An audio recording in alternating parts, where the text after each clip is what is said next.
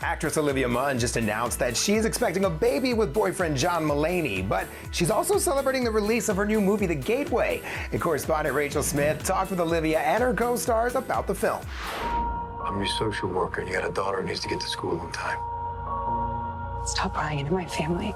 I'm trying to keep Ashley from being taken away from you. People love the genre. Crime, thriller, where there's like this action, but at the core, it's based on people and characters you care about.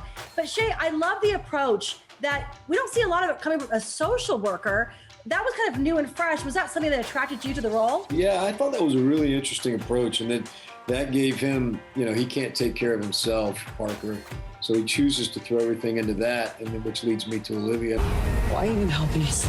No one helped me when I needed it most. And Olivia, I love that you get to take part in all the action. You got all the good running scenes and the action, but it's all based on characters and a family at the core. So we're invested in the story. Yeah, well, that's, this was a little movie, right? So Shea right now is in London. We're talking to him in London as he's like doing Mission Impossible. So that's a big setup. And then ours is like on the complete opposite end of the spectrum.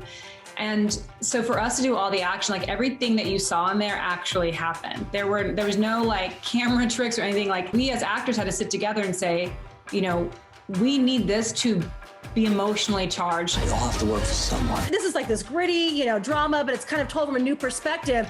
But you always listen, when your name is Duke, when it's just a one-word name, you're going to be the bad guy, right? When you're wearing a cowboy hat and a red leather jacket, where's it going? I often say it's so much more fun. It's so much more complex. Yeah. And you get a lot of leeway.